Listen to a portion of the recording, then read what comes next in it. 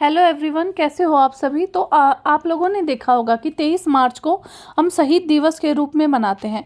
तो ऐसा क्या हुआ था 23 मार्च को, आइए इस बात को हम समझते हैं। तो इस दिन हम 3 अमर शहीद भगत सिंह, सुखदेव और राजगुरु के बारे में समझेंगे कि कैसे उनकी शहादत को हम आज तक याद कर रहे हैं। बात है 23 मार्च 1931 की, जिस दिन हमारे देश के इन 3 अमर शहीदों को, भगत सिंह, सुखदेव और राजगुरु को फांसी की सजा दे दी गई थी। तो ऐसा क्या हुआ था जिस कारण ये सब कुछ हुआ, इस बात को समझने के लिए आइए चलते हैं 1928 में, जब साइमन कमीशन भारत आया था। तो साइमन कमीशन बेसिकली इस बात को देखने के लिए आया था कि जो ब्रिटिश गवर्नमेंट है वो कैसे इंडिया को रन कर रही है, क्या इंडियंस लोगों को कॉन्स्टिट्यूशन राइट मिलने चाहिए या नहीं मिलने चाहिए, इन सारी चीज़ों को उन्हें ओवरव्यू करना था। लेकिन उस कमीशन के अंदर एक भी भारतीय नहीं था। तो कांग्रेस के जितने भी लीडर्स थे उन्हें इस बात से बहुत निराशा हुई कि हमारे हक की बात करनी है, लेकिन हम में से उस कमीशन का कोई भी पार्ट नहीं है।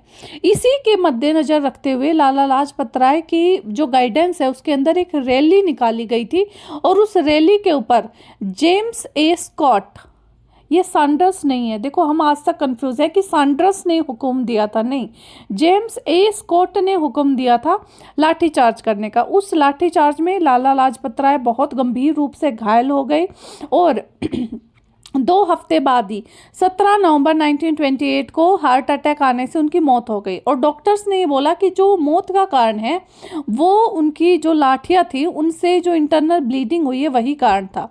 साथ में हमारे पास, हमें पता है कि 1919 में ही हमारे पास यहाँ पर जो ये हुआ था, जलियांवाला बाग हत्याकांड हुआ था, उस समय भी जो शहीद भगत सिंह थे वो उस समय वहाँ पर वॉलेंटियर थे। तो उनका माइंड सेट बना हुआ था कि जो ब्रिटिश गवर्नमेंट है वो अच्छे से रन नहीं कर रही है चीज़ों को, और लाला लाजपत राय जी की मौत का बदला लेने के लिए उन्होंने जो सैंडर्स है उसको मार दिया था जेम्स स्कॉट समझकर, और उसी के लिए 23 मार्च को उन्हें फांसी की सजा दे दी गई थी।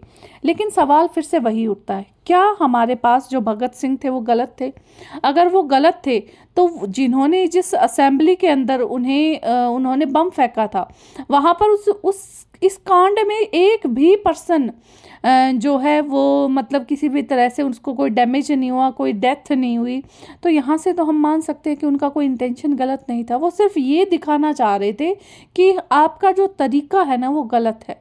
हम यहाँ भारतीय हैं, आप हम पर हुकूमत कर रहे हो, लेकिन इंसान हम भी हैं। और इसीलिए शहीद भगत सिंह आज तक जिंदा हैं। वो तीनों शहीदों को हम आज तक, और हमारी आने वाली पीढ़ी भी उन्हें इसी तरह से नमन करती रहेगी। जय हिंद, जय भारत।